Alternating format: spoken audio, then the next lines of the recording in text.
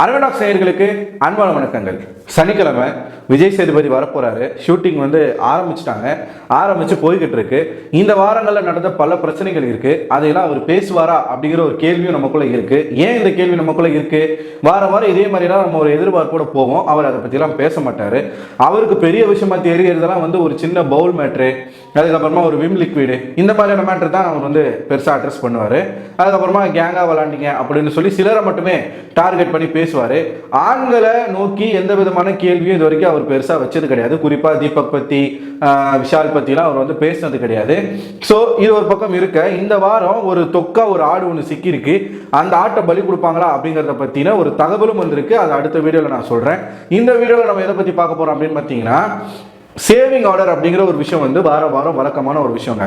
அதாவது big pass அப்படின்னாலே வீக்கெண்டில் ஓட்டிங் ஆர்டர் படி யார் முதல் இடத்துல இருக்காங்களோ அவங்கள சேவ் பண்ணுறது ஒரு வழக்கம். ஏன் அதை பண்ணுவாங்க அப்படின்னா, ஹாட் சீட்டில் ஒரு 4 பேரை வச்சு அதில் ஒருத்தரை எவிக்ட் பண்ணுவாங்க. ஏன்னா அப்போ தான் அவங்களுக்கு தெரியும் நம்ம கண்டென்ட் பத்தலை, நம்ம ஏதோ தப்பாக பண்ணுறோம், மக்களுக்கு நம்மளை பிடிக்கல அப்படிங்கிற ஒரு விஷயம் தெரிய வரும். மேலே இருக்கக்கூடிய ஆட்கள் அதான் ஃபர்ஸ்ட் சேவ், செகண்ட் சேவ், இவங்களுக்குலாம் ஓகே நம்ம கரெக்டான ஒரு ரூட்டில் தான் போயிட்டுருக்கோம் போல அப்படின்ற ஒரு விஷயம் வரும். இப்போ அந்த மாதிரி இப்போ சேவிங் ஆர்டர் ஆர்டர் படி தான் பண்ணணுன்ற அவசியம் இல்லை அப்படின்னாலும், அட்லீஸ்ட் அதை பண்ணால் அங்கே இருக்கக்கூடிய கண்டஸ்டன்ஸ்க்கு மத்தியில் ஒரு குழப்பம் இருக்கும். என்ன குழப்பம் இருக்கும்? இவங்க தான் ஃபர்ஸ்ட்ல இருக்காங்க போல, இவங்க தான் செகண்ட்ல இருக்காங்க போல அப்படின்னு அவங்களுக்குள்ளே ஒரு போட்டி, பொறாமை, பொச்சரிப்பு அப்படிங்கிறதுலாம் வரும். அந்த மாதிரியான ஒரு சம்பவத்தை இன்னைக்கு பண்ண போறதாக ஒரு கேள்வி, அதாவது ஒரு சின்ன ஒரு க்ளூ தான் வந்திருக்கு. அன்அபிஷியல்ல நீங்க பாத்தீங்க அப்படின்னா ஒரு மிகப்பெரிய மார்ஜின்ல பவித்ரா இருக்காங்க.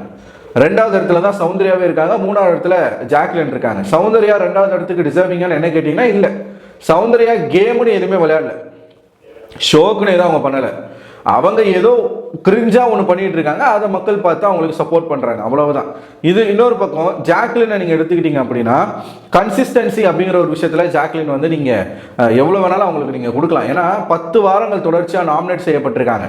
நாமினேட்டுக்கு 10 வாரங்கள் தொடர்ச்சியா ஒருத்தவங்க வராங்க அப்படின்னாலே அதுக்கு என்ன காரணம்? அத்தனை பேருடைய வெறுப்பையும் அவங்க சம்பாதிச்சிருக்காங்க. பிளஸ் அவங்க ஏதோ ஒன்று பண்ண போய் தான் வந்திருக்கிறாங்க. சௌந்தர்யா நாமினேஷன்லேயே வரலையா அப்படின்னு கேட்டீங்கன்னா வந்திருக்காங்க, இல்லைன்னு சொல்ல முடியாது. பட் சௌந்தர்யா வரக்கூடிய ரீசன் வேற, ஜாக்லின் வரக்கூடிய ரீசன் வேற. ஜாக்லினை நாமினேட் பண்றதுக்கான காரணம், ஜாக்லின் ஸ்ட்ராங்கான பிளேயர், அவங்களை எப்படியாச்சும் வெளியில் அனுப்பிடணும். இது முதல் வாரத்தில் போட்ட பிளான். முதல் வாரத்தில் ஆண்கள் பெண்கள்னு இருக்கும் பொழுது முத்துக்குமரன் போட்ட பிளான், ஜாக்லினை எப்பயுமே நாமினேஷனில் வச்சு அவங்கள பயமுறுத்திக்கிட்டே இருக்கணும் அப்படின்றது அவர் அப்போ சொன்னது இன்னி வரைக்கும் ஃபாலோ பண்ணிக்கிட்டு இருக்குங்க சில தர்த்தர கூட்டங்கள். அதுவும் அவங்களுக்கு நல்லதாக தான் போயிட்டு இருக்கு. ஸோ இப்படி இருக்க ஒரு சூழ்நிலையில அன்அபிஷியல்ல பவித்ரா லீட்ல இருக்காங்க. லீட்ல இருக்கிறதுக்கான காரணம் யாரா இருக்காங்க? முத்துக்குமரன் ஃபேன்ஸ், மஞ்சரி ஃபேன்ஸ், ராணுவ ஃபேன்ஸ். ஏன்னா இவங்க எல்லாம் பேசி வச்சுக்கிட்டு பேசுறாங்க. மஞ்சரி ஃபேன்ஸ் முத்துக்குமரனுடைய ஃபேண்டம்ல போய் ஸ்பேஸ்ல பேசுறாங்க, நம்ம பார்த்துட்டு தான் இருக்கோம். அவங்க என்ன சொல்றாங்க? நாங்க இருக்கும்போது உங்களுக்கு நாங்க சப்போர்ட் பண்றோம், நீங்க இருக்கும்போது எங்களுக்கு நீங்க சப்போர்ட் பண்ணுங்க அப்படின்ற மாதிரிலாம் பேசுறாங்க. அதாவது மஞ்சரி நாமினேஷன்ல இருந்தா முத்து ஃபேன்ஸ் சப்போர்ட் பண்ணுமா, இல்ல முத்து நாமினேஷன்ல இருந்தா மஞ்சரி ஃபேன்ஸ் சப்போர்ட் பண்ணுமா? இதுல அனானிமஸா போய் சேர்ந்திருக்கிற ஒரு கூட்டம் தான் ராணவின் கூட்டம். ராணவுக்கு ஒரு 16 பேர் 17 பேர் ஸ்பேஸ்ல பேசிக்கிட்டு இருக்காங்க. நான் டெய்லியும் பார்த்துட்டு தான் இருக்கிறேன். ஸோ அப்படிப்பட்ட ஒரு கூட்டம், இவங்க ஒரு கூட்டம்னு போய் அங்கே இது பண்ணிக்கிட்டு இருக்காங்க. அதான் இந்த வடக்கு நண்பர்களை வச்சு ப்ரொமோட் பண்றது, நிறைய போட்டோஸ் வந்துகிட்டே இருக்கு, நிறைய பேருடைய போட்டோஸ் வந்துகிட்டே இருக்கு. ஜாக்லினோட போட்டோவும் நிறைய பேர் ஷேர் பண்றாங்க, சௌந்தர்யா போட்டோவும் நிறைய பேர் ஷேர் பண்றாங்க. இப்போ என்னன்னா, ஒரு பிஆர் இருக்கு, இவனுக்கு இந்த பிஆர் இருக்கு அப்படின்னு சொல்லி அதை ஒரு காரணமா வச்சு கட்டம் கட்டலாம். அப்ப நீங்க வடக்கு நண்பர்கள் எடுத்து நீங்க பேசுவீங்க அப்படின்னா, ரவீந்தர் போன்ற ஆட்கள்லாம் நீங்க கணக்கில் எடுத்துக்க மாட்டீங்களா? ரவீந்தர் இந்த சீசனுடைய ஒரு எலிமினேட் ஆன ஒரு எக்ஸ் கண்டஸ்டன்ட். அவர் ஒருத்தருக்கு சப்போர்ட் பண்ணலாமா? விஷ்ணு சௌந்தர்யாவுக்கு வெளில இருந்து சப்போர்ட் பண்ணலாமா? அதைத்தானே நம்ம பார்க்கணும். ஸோ இதெல்லாம் யாரும் பார்க்கறது கிடையாது. இது ஒரு பக்கம் இருக்க, இன்னொரு சைடு நமக்கு இருக்கக்கூடிய ஒரு நல்ல செய்தி என்ன அப்படின்னா, இந்த வாரம் முழுக்க ஜாக்லினுக்கு நிறைய இடங்கள்ல நல்ல நல்ல விஷயங்கள் நடந்திருக்கு. அதாவது இந்த வாரம் டாஸ்க்கை பொறுத்த வரைக்கும் அவங்க நல்லாவே பெர்ஃபார்ம் பண்ணியிருக்காங்க. ஒரு இடத்துல அவங்க தப்பு பண்ணிட்டாங்கன்னு சொல்றாங்க, பட் அது அவங்க பண்ண தப்பு கிடையாது, அது தீபக் அவர்கள் பண்ண தப்பு. அதுக்கான ஒரு பனிஷ்மெண்ட்டை ஜாக்லினுக்கு கொடுத்தாங்க. அதுக்கு பின்னாடி ஒரு மிகப்பெரிய சூழ்ச்சி இருக்கு. என்ன சூழ்ச்சி அது? அவங்களுக்கு இந்த நாமினேஷன் ஃப்ரீ பாஸ் கிடைக்க கூடாது அப்படிங்கிறதுக்கு தான். ஏன் அடுத்த வாரமும் ஜாக்லின் நாமினேஷனுக்கு வரணும், அதனால அவங்களை தூக்கி லேபர் சைடில் போட்டாங்க. ஸோ டைரக்ட் நாமினேஷன் ராணுவ போட்டாங்க. நல்ல வேலை, அது ஒரு பக்கம் இருக்கா.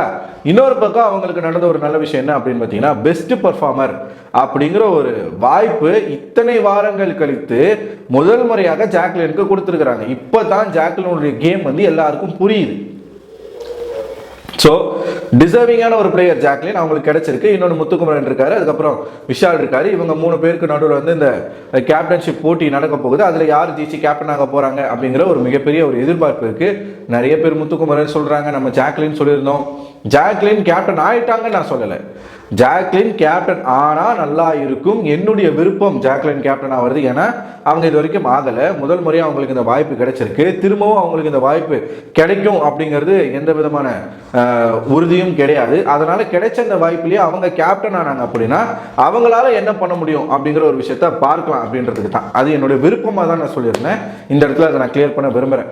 ஸோ இன்னைக்கு விஜய் சேதுபதி அவர்கள் வந்து பல பிரச்சனைகளை அட்ரஸ் பண்ண போறாரு. முக்கியமா சேவிங் ஆர்டர் அப்படிங்கிறது இந்த வாட்டி இருக்கும் கண்டிப்பா. ஏன்னா இது 11வது வாரம் நோக்கி போறாங்க. ஸோ கண்டிப்பா சேவிங் ஆர்டர் பண்ணுவாங்க அப்படின்ற ஒரு தகவல் வந்திருக்கு. அந்த சேவிங் ஆர்டர்ல அபிஷியல் ஓட்டிங் படி முதல் இடத்துல ஜாக்லின் இருக்காங்க. ஸோ ஜாக்லின் அவர்கள் தான் முதலாளாக இன்னைக்கு சேவ் செய்யப்படுறாங்க அப்படிங்கிற ஒரு செய்தி தான் இப்போ சோசியல் மீடியால பரவிக்கிட்டு இருக்கு. ஸோ இதுல இருந்து நமக்கு ஒரு விஷயம் புரியுது என்ன அப்படின்னா, அன்அபிஷியல்ல தான் ஜாக்லின் 3வது இடத்துல இருக்காங்க, அபிஷியல்ல ஜாக்லின் முதல் இடத்துல இருக்கிறாங்க, 2வது இடத்துல சௌந்தர்யா இருக்காங்க அப்படிங்கிற ஒரு செய்தி வந்திருக்கு. ஸோ இதுல நம்ம உன்னிப்பா கவனிக்க வேண்டிய ஒரு விஷயம் என்ன அப்படின்னா, அன்அபிஷியலுக்கும் அபிஷியலுக்கும் இந்த முறை வந்து ஏகப்பட்ட வித்தியாசங்கள் இருக்கு அப்படின்ற மாதிரி தான் பார்க்க முடியுது. நிறைய பேர் சொல்றாங்க அபிஷியல்ல ஜாக்லின் தான் ஃபர்ஸ்ட்ல இருக்காங்கன்னு சொல்லிட்டு. நமக்கு உறுதியான தகவல் யாரு கொடுக்கணும் அப்படின்னா விஜய் டிவில இருந்து தான் கொடுக்கணும், அவங்க கொடுக்க மாட்டாங்க. ஸோ வெளியில இருக்கக்கூடிய நண்பர்கள், சோர்சஸ் மூலமா சொல்லக்கூடிய நண்பர்களை நம்ம நம்பித்தான் ஆகிறோம், வேற வழி கிடையாது. ஒருவேளை இன்னைக்கு சேவிங் ஆர்டர் வச்சு ஜாக்லின் முதல் இடத்துல விஜய் சேதுபதி சேவ் பண்ணாருன்னா அது உறுதியாயிரும். இல்லை ஒரு சேவிங் ஆர்டர் வைக்கல வழக்கம் போல அப்படின்னா அது வந்து நம்ம எதுவுமே சொல்ல முடியாது. இருந்தாலும் ஜாக்லின் முதலாளாக சேவ் செய்யப்படுவதற்கு மிகவும் டிசர்விங்கான ஒரு கண்டஸ்டன்ட் அப்படின்றதான் என்னுடைய கருத்து. இவங்க வந்து ஜாக்லினுக்கு சொம்பு, இவன் வந்து ஜாக்லினை பற்றி தான் பேசுவான், அதை பற்றி மட்டும்தான் பேசுவான் அப்படின்னு சொல்லக்கூடிய நண்பர்கள் என்னோட வீடியோவை வரிசையாக பார்த்தீங்க அப்படின்னா ஜாக்லின் செய்த தவறுகளையும் நான் சுட்டி காட்டியிருக்கேன், மற்றவங்க செய்யக்கூடிய விஷயங்களையும் நான் சுட்டி காட்டியிருக்கேன். எனக்கு பர்சனலாக ஆடியன்ஸாக பார்க்கும் பொழுது எனக்கு ஜாக்லினுடைய கேம் பிடிச்சிருக்கு, அதனால ஜாக்லினுக்கு எக்ஸ்ட்ரா சப்போர்ட் பண்ணுறேன், அவ்வளவுதான். அதுக்குன்னு அவங்களுக்கு வந்து அவங்க என்ன பண்ணாலும் சரி அப்படிலாம் நான் பேச மாட்டேன், அப்படிலாம் நான் பேசவே மாட்டேன், அப்படி நான் பேசுறதும் இல்லை. ஸோ அது நீங்கள் கிளியராக வீடியோ இருக்குது, நீங்கள் வீடியோவை பார்த்தீங்கனாலே உங்களுக்கு தெரியும் நான் என்ன பேசியிருக்கேன், எப்படி பேசியிருக்கேன்னு சொல்லிட்டு.